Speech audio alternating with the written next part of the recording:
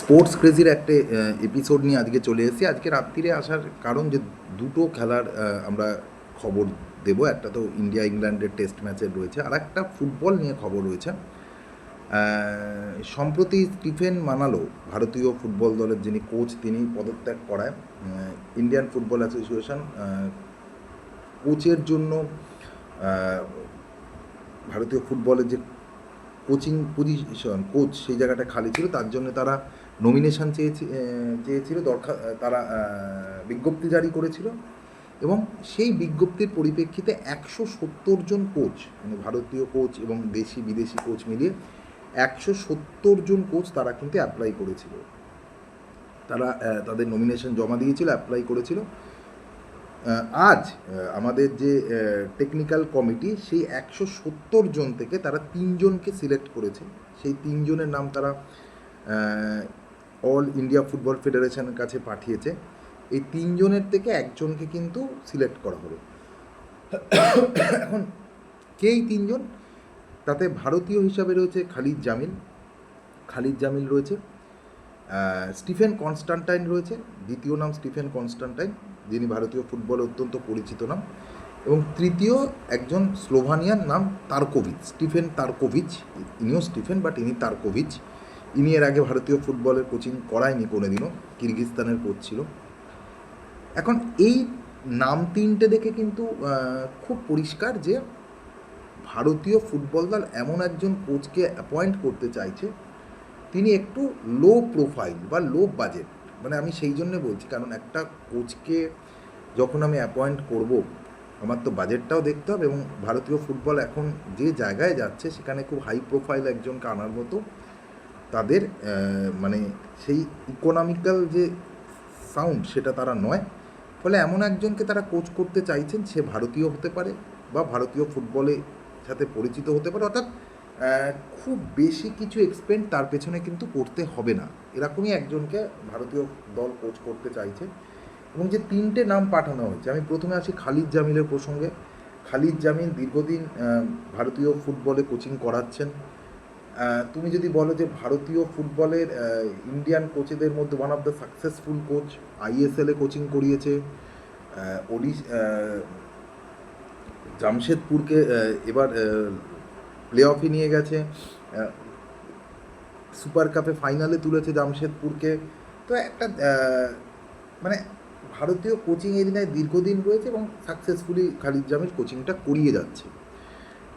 সঞ্জয় সেনের নাম ছিল, বাট সঞ্জয় সেনের এগেনস্টে যেটা গেছে আমার মনে হয়, দেখো সঞ্জয় সেন দীর্ঘদিন সেরকমভাবে, মানে সঞ্জয় সেনও এই লাইসেন্স রয়েছে, খালিদ জামিলেরও রয়েছে, বাট খালিদ জামিলের যেটা অ্যাডভান্টেজ হয়েছে সেটা সে কোচিংয়ের সাথে কিন্তু যুক্ত রয়েছে। আইএসএলে কোচিং করাচ্ছে, কোচিংয়ের সাথে যুক্ত রয়েছে। সঞ্জয় সেন কিন্তু দীর্ঘদিন কোনো বড় ক্লাবের সঙ্গে বা ভারতীয় ফুটবলে কোচিংয়ের সাথে কিন্তু যুক্ত নয়। হ্যাঁ, বাংলাকে সন্তোষ ট্রফি চ্যাম্পিয়ন করেছে, কিন্তু এর বাইরে কোনো বড় ক্লাবের সাথে কিন্তু সে যুক্ত নয়। এটিকে যখন ছিল তার অ্যাসিস্ট্যান্ট কোচ ছিল আইএসএলে, কিন্তু তারপরে বড় কোনো ক্লাবের সঙ্গে সে কিন্তু কোচ হিসাবে যুক্ত নয়। মোহনবাগানকে আই লিগ চ্যাম্পিয়ন করেছে, বাট সেটাও প্রায় 10 বছর আগে। তারপরে ফুটবল অনেক চেঞ্জ হয়েছে।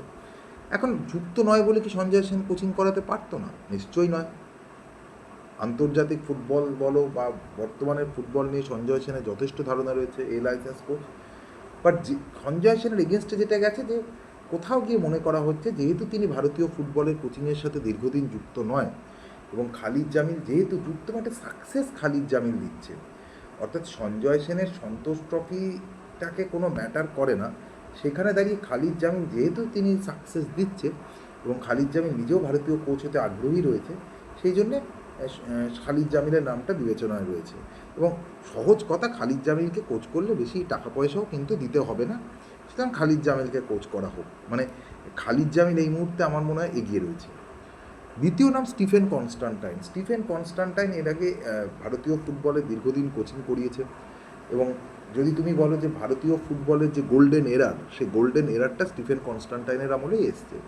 বেস্ট র্যাঙ্ক ভারত স্টিফেন কনস্টান্টাইনের আমলে এসছে, তো সাকসেস পেয়েছে স্টিফেন কনস্টান্টাইনের আমলে। পাকিস্তানের কোচ ছিল স্টিফেন কনস্টান্টাইন, এবং পাকিস্তান ফুটবল ইতিহাসে ওয়ার্ল্ড কাপ কোয়ালিফাইং ম্যাচে প্রথমবার পাকিস্তানকে জিতিয়েছিল কম্বোডিয়ার এগেনস্টে, সেকেন্ড রাউন্ডে পাকিস্তানকে তুলেছিল। সুতরাং স্টিফেন কনস্টান্টাইন ভারতীয় ফুটবলের সাথে পরিচিত নাম, ইস্টবেঙ্গলের কোচ ছিল, ভারতীয় ফুটবলটাকে জানে এবং এখন সে কোনো দলের সঙ্গে যুক্ত নয়। সুতরাং একজন নোন পার্সন তার হাতে যদি দায়িত্বটা তুলে দেওয়া যায়, যে আগে ভারতীয় ফুটবলকে সাকসেস দিয়েছে, দুটো দিক হতে পারে। সেক্ষেত্রে ভারতীয় ফুটবলটা যে পিছিয়ে পড়ছে সেখান থেকে স্টিফেন কনস্টান্টাইন তুলতে পারবে। এর আগেও মানে ভারতীয় ফুটবলের র্যাঙ্কে তিনি তুলে নিয়ে এসছেন। এবং দ্বিতীয়ত, যেহেতু স্টিফেন কনস্টান্টাইনের কাছে এখন সেরকম কাজ নেই এবং খুব বেশি মানে ভারতীয় অল ইন্ডিয়া ফুটবল ফেডারেশনকে তো তাদের বাজেটটাও দেখতে হবে, তো খুব বেশি যেহেতু স্টিফেন কনস্টান্টাইনের পেছনে খরচা নাও হতে পারে, ভারতীয় ফুটবল আইএফের সাথে তার সম্পর্কটা ভালো, ভারতীয় ফুটবলটা ভালো বোঝে, সেই জন্য স্টিফেন কনস্টান্টাইনের নামটাও রয়েছে।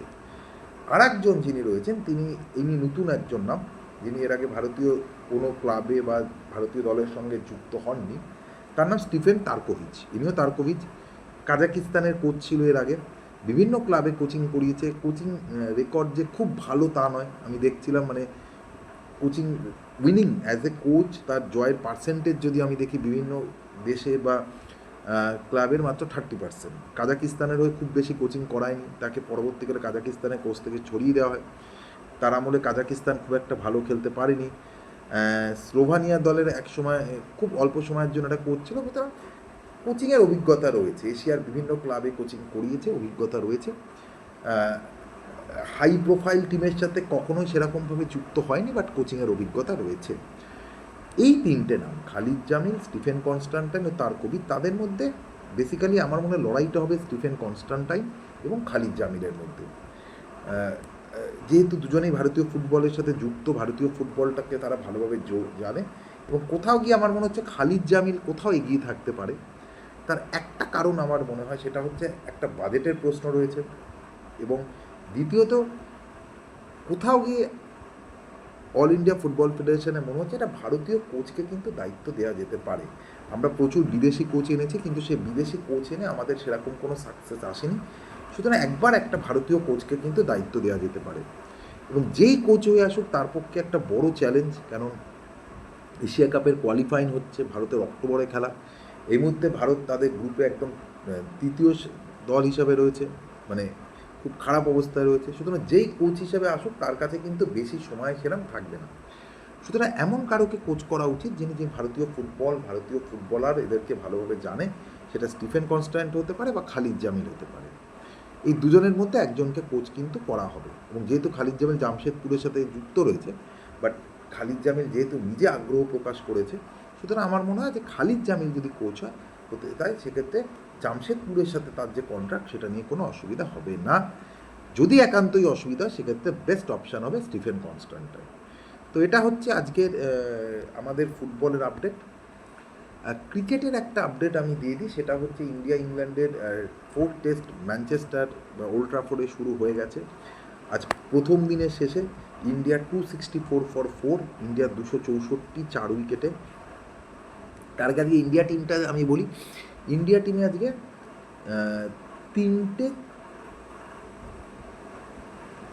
ইন্ডিয়া টিমে যে চেঞ্জেসগুলো আমি একটু বলি, সেটা হচ্ছে আকাশদ্বীপের জায়গায় অংশুল কম্বোজ ডেবিউ করছে, অংশুল কম্বোজ তিনি খেলছেন। করুণ নায়ারের জায়গায় সাই সুদর্শন খেলছে, অর্থাৎ করুণ নায়ারের জায়গায় সাই সুদর্শন এসছে।